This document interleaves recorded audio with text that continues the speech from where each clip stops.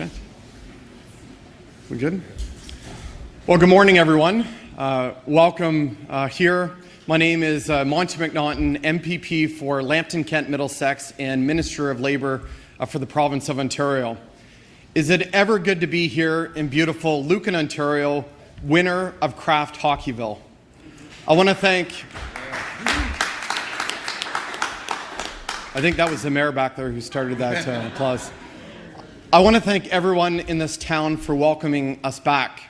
In fact, just a few short weeks ago, I was here with Mayor Kathy Burkhart-Jessen to announce a brand new traffic light.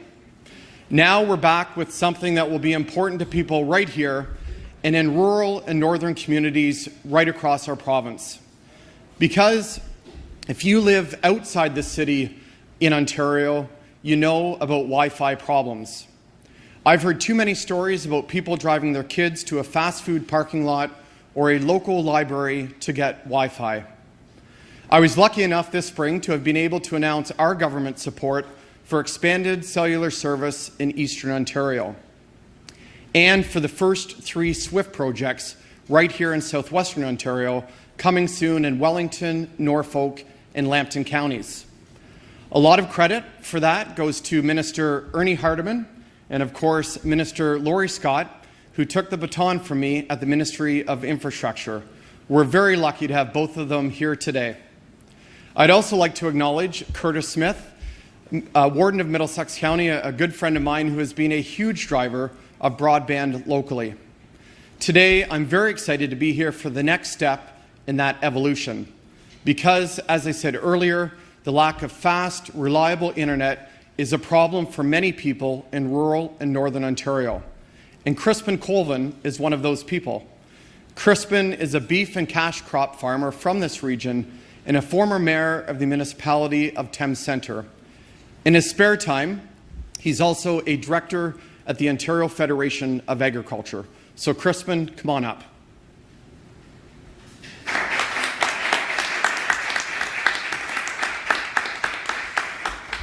Thank you. It's a pleasure to be here on behalf of the Ontario Federation of Agriculture and on behalf of rural Ontario. And I'd like to thank the Premier and the Government of Ontario for this announcement, because this has been one of the pillars of the OFA's Producing Prosperity in Ontario. We've been asking for rural broadband expansion to have the connectivity and the speeds that we need in rural Ontario to expand our businesses and to be successful and to add to the economy of this province.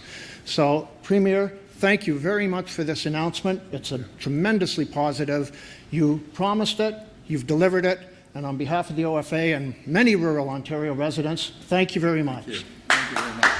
Greatly appreciated. Great. Well, thank you, Crispin, very much for that. Folks, our next speaker needs very little introduction. In 1 year, Doug Ford has become the most active premier in the history of this province. Just look at what our government has done under his leadership. We sat for 117 days, more than any government in the past 30 years. We passed 20 pieces of legislation, important stuff, including legislation opening up natural gas distribution, including in South Bruce and Chatham-Kent. We cancelled Drive Clean and froze driver and vehicle fees, putting more money in your pockets. And of course, we scrapped the Green Energy Act, cancelling 758 expensive and wasteful energy projects. The list goes on and on. But this is the important thing. Premier Doug Ford is a man whose word is his bond. He made a commitment to invest in broadband and cellular expansion, and today he's here to deliver on that. So with no further ado, please welcome Premier Doug Ford.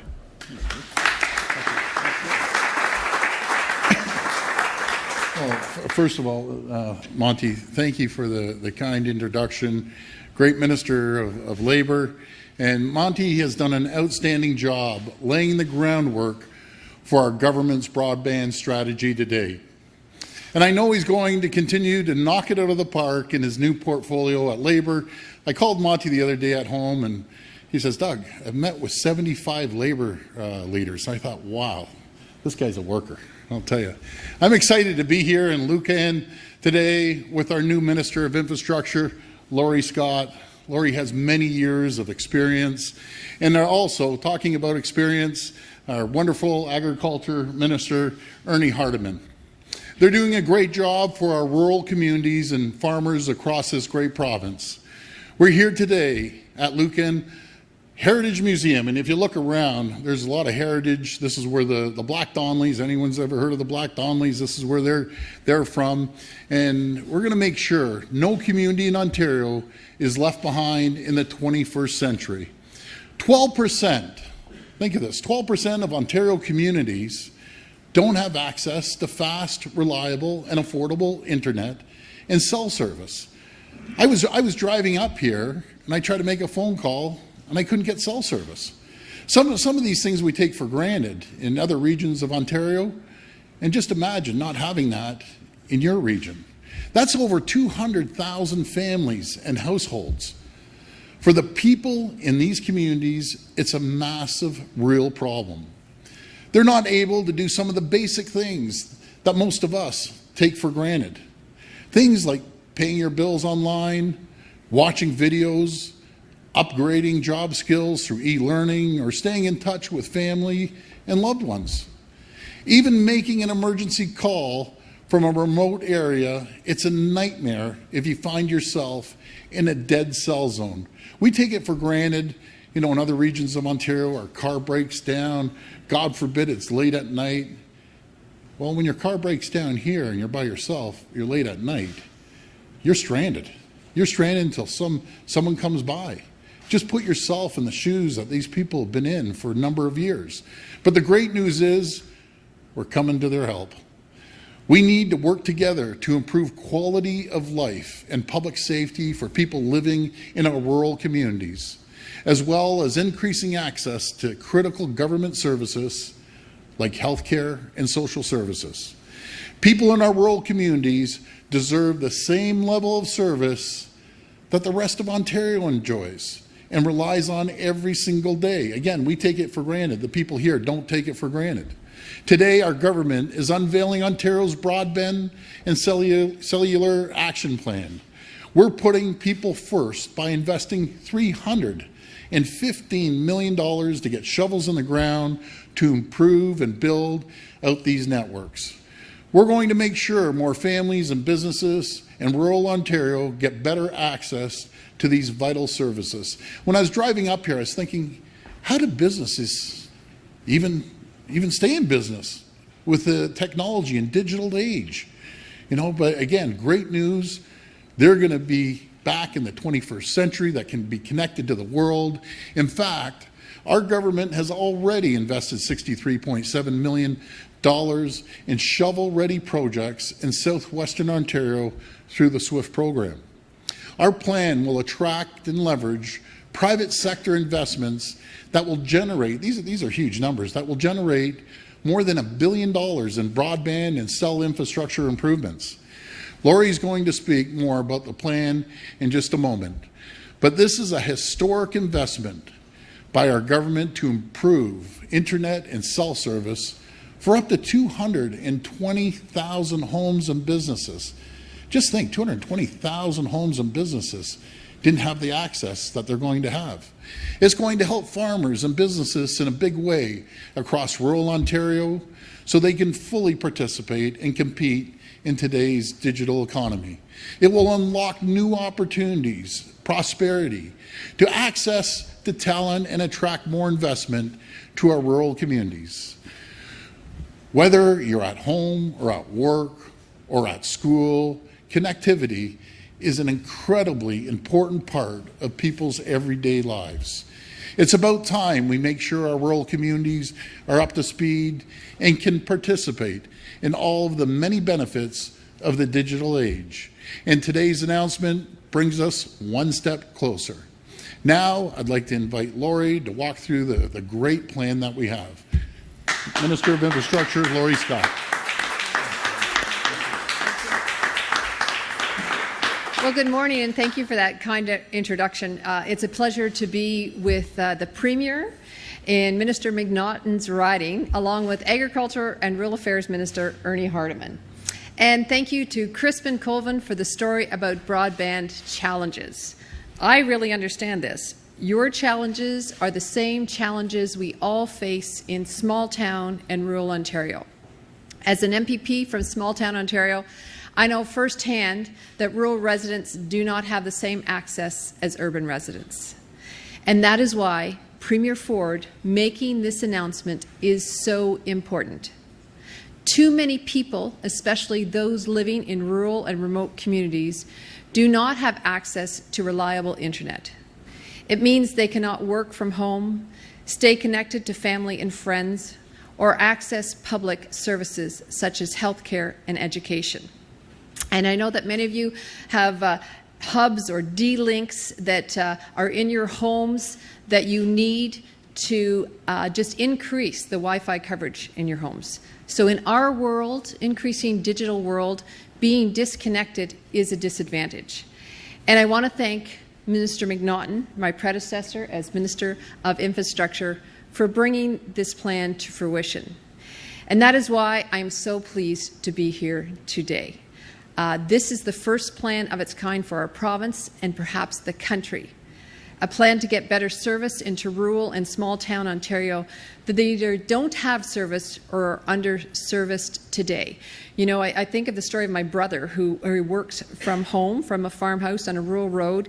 He has a pole on the top of his house, and he prays that the storm doesn't come up or the wind doesn't get stronger or the capacity doesn't get taxed so that more people coming home from work don't come on the system before he finishes his workday. If that happens, then he rushes to my house in the town and hopes that he can get the 5 megabyte coverage that he can to finish his workday.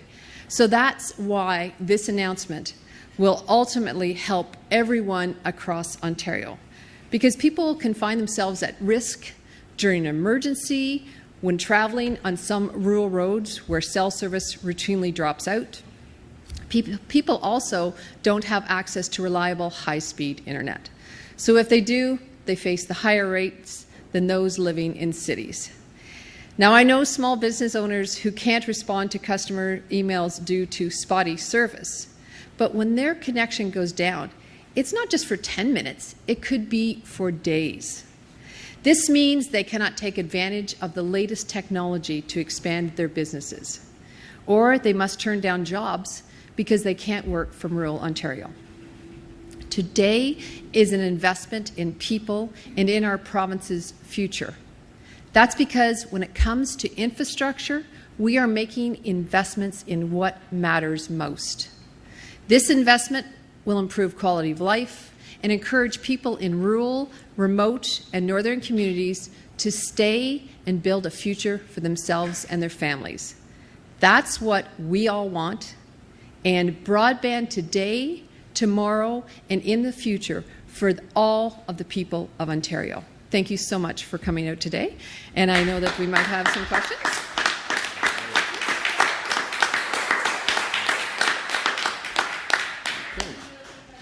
One question, one follow-up, please.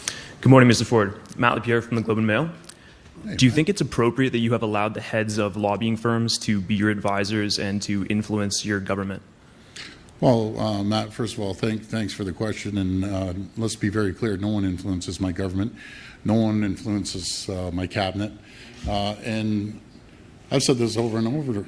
No one can influence Doug Ford or our cabinet. Next question. Do you think that the public accepts that relationship, though, between the heads of lobbying firms and your government? Well, again, I will repeat what I just said. People can give political advice. They've been doing it for centuries.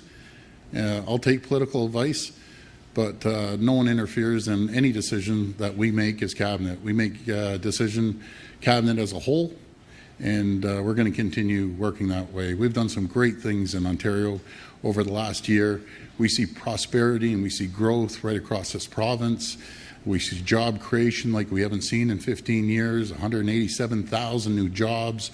Our economy is on fire right now. It is absolutely booming. And all has to do with our great cabinet and the policies that we put out there. So I'm quite excited moving forward to create more jobs, cut red tape, and reduce taxes, reduce hydro rates, and we're on track in doing all that. And most importantly, give 220,000 people the opportunity to connect on broadband and cell service. That's amazing going out there. I remember promising this during the election, and I always say promises made, promises kept. Hi there, Premier. It's David Haynes from it's David Haynes from Queen's Park Briefing. In light of the concerns about lobbying, are you willing to look at possibly tightening rules for how lobbying can be done at Queen's Park? Well, to be fair, David, I answered your same question in Calgary. I answered the same question in Saskatoon from you. And we're doing that, and you can go back to my answer back in Calgary and Saskatoon. We're tightening the process up. Next question. You also ran on your campaign of not having insiders make choices for the government, and you strongly criticize the previous Liberal government for doing so. Are you doing the same thing that the Liberals did with Corey Tenecki and Chris Frockett?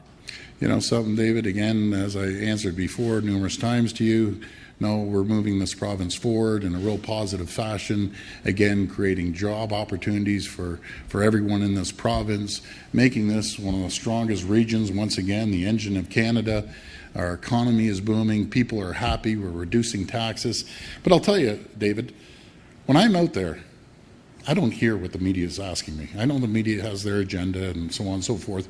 I'm not hearing that. What I'm hearing is over and over again, and I cover Ontario from top to bottom, and I just hear, keep going, don't deter, keep moving forward. So I'm listening to the people. Premier Sean Jeffords, Canadian Press. I'm wondering if you still speak with your former Chief of Staff, Dean French. No, I haven't talked to him in quite some time. I just want to wish Dean all the best, and we're moving forward as a government, and we're going to continue doing great things for the people of Ontario. Premier, I'm also wondering if you will commit to releasing the results of your office's review of the pending appointments and the Treasury Board's review of the appointment process publicly. Well, again, we're putting a new process in place, Sean, to make sure that everything is transparent, and I look forward to doing that. Next question. Kate Dubinsky from CBC News. You just said that the economy is on fire. I walked to work this morning and I passed 5 people sleeping in storefronts. And I'm wondering what you are going to do about not affordable housing, but affordable rental housing. Yeah, well, first of all, we have to make sure supply and demand, and I think you know that, and I think everyone knows supply and demand, especially when you get closer to the city and the GTA.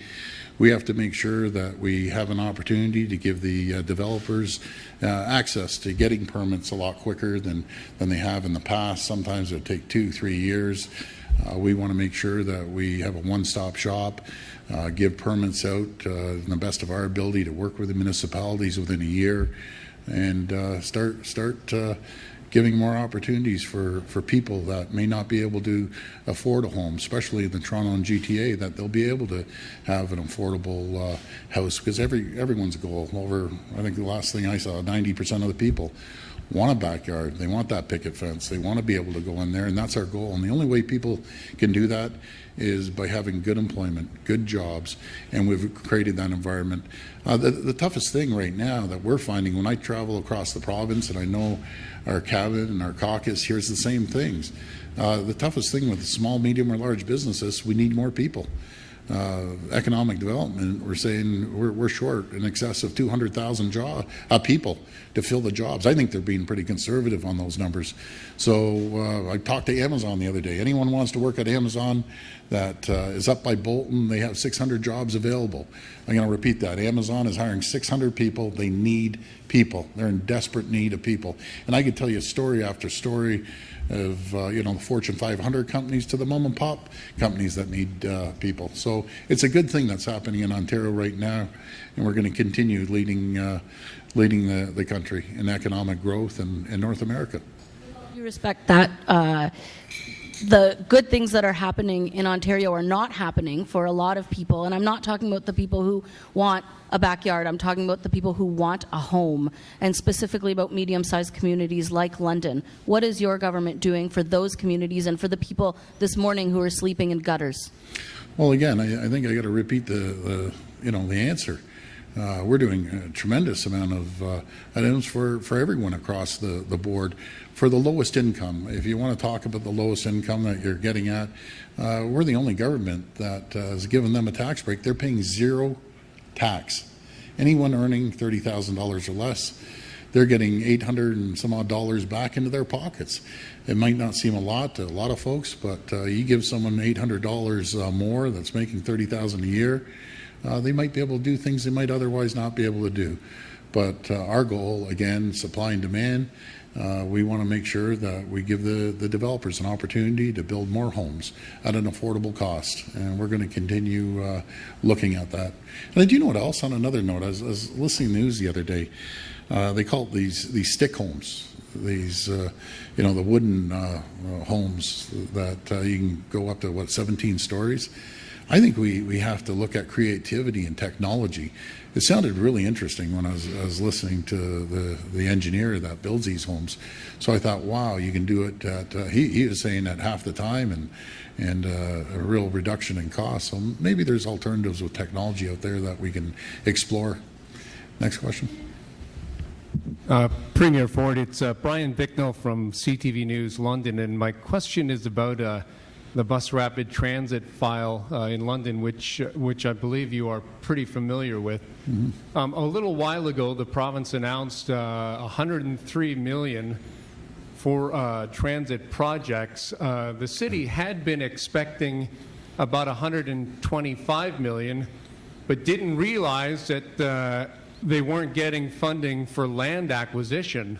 Yeah. I'm just wondering, are you surprised at all that nobody from the City of London even knew that the money they were getting would not include money for land acquisition?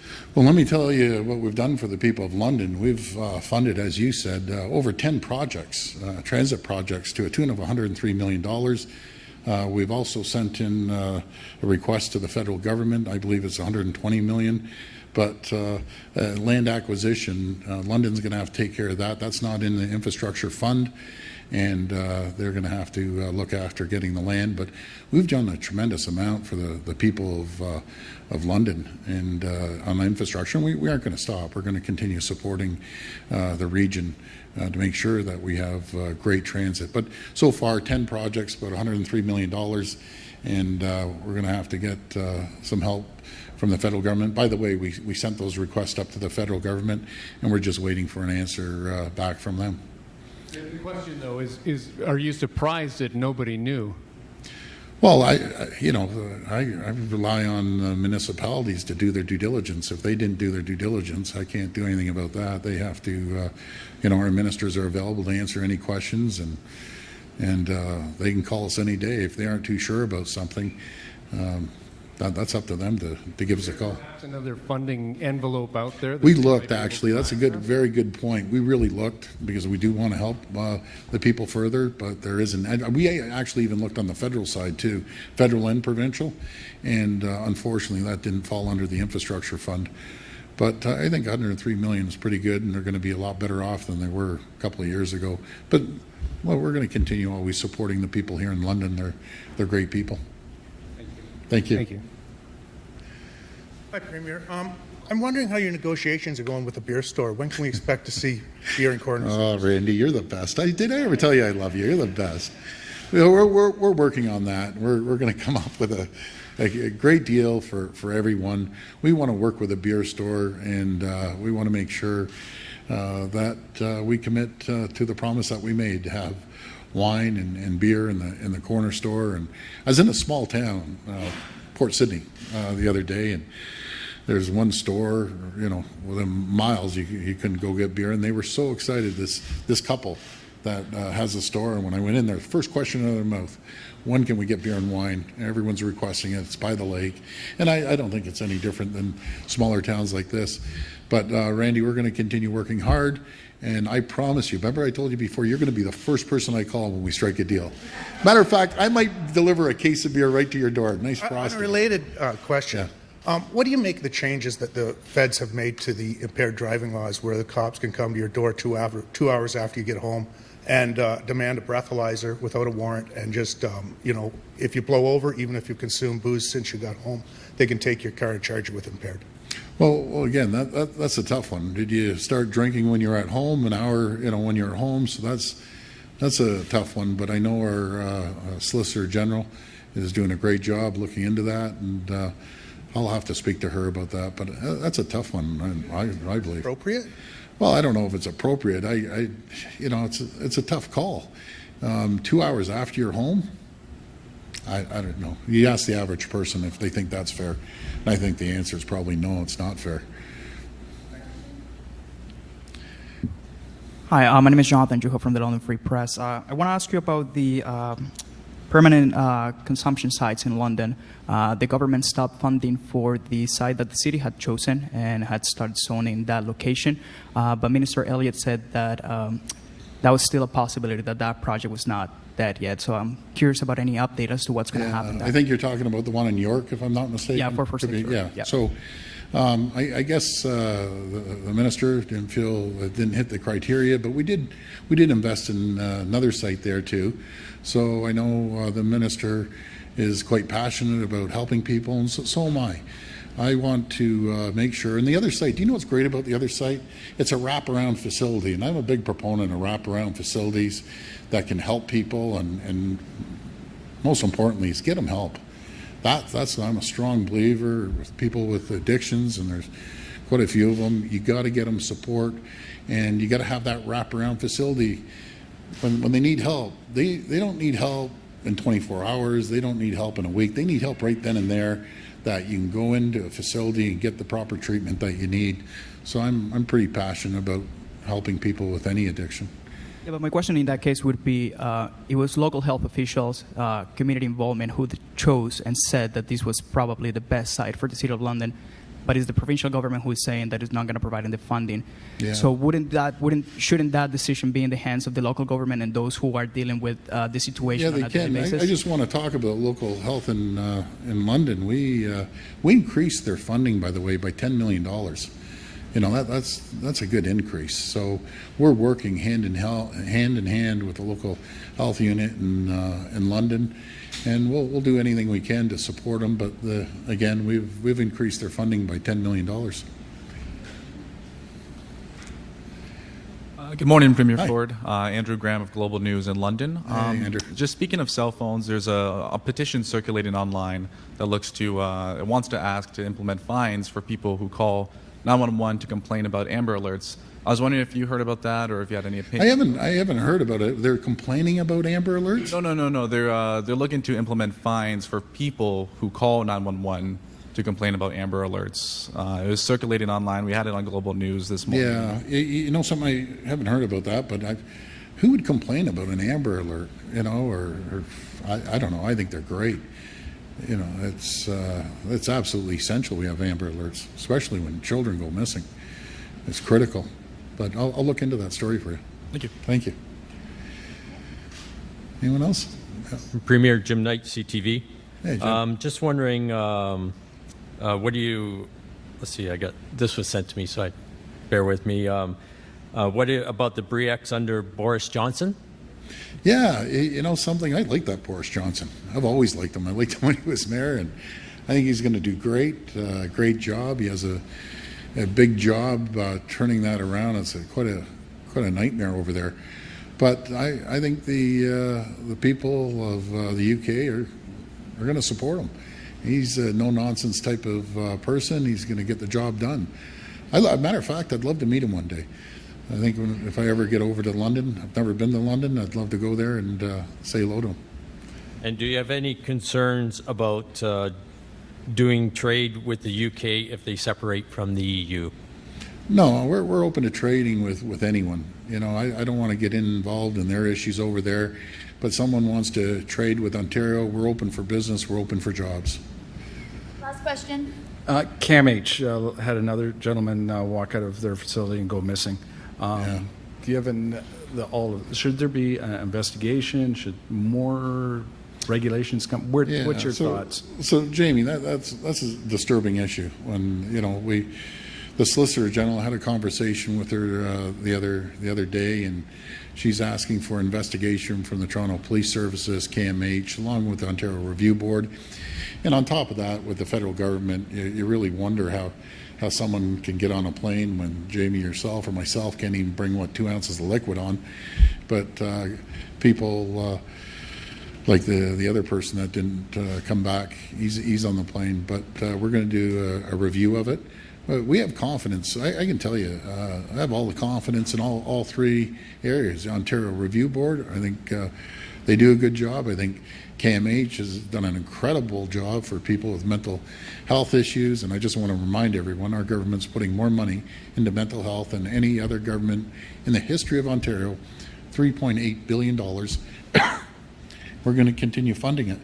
But there has to be, people have to answer when there's an issue, and the same with the TPS. There's no secret, I love the police, but people have dropped the ball, and we have to correct this issue. It's kind of nerve-wracking for a lot of people out in Toronto, but again, I just want to go on record that TPS and CAMH do incredible work. They had a little bump in the road, and they're going to fix it. I have confidence they will fix it. And another question is, given what you campaigned on against when you hear all the allegations and all the circumstances around Dean French, do you feel betrayed? You know, that's it's becoming an old story, Jamie. I don't hear about that on the road. I hear about everything but that. Keep going and on corruption. No, you know something. We're moving forward.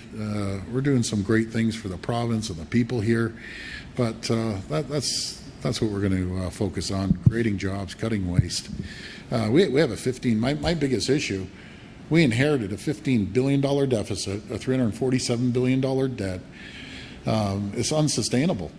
To give the people at home perspective, we are paying $1.5 million an hour on the interest on our debt, $36 million a day, $13.3 billion a year. Those are staggering numbers because of the reckless, careless government and what we inherited. So $347 billion debt, $15 billion deficit. But the good news is we reduced the deficit by $3.3 billion. We found efficiencies, not from me, from the hard work the ministers did.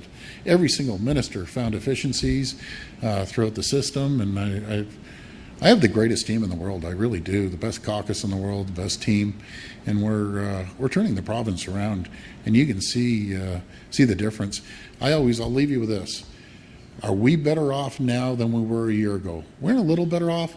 We're 1,000 times better off on the deficit, paying down the debt, job creation, lowering taxes, lowering hydro rates, generating prosperity and growth for this great province.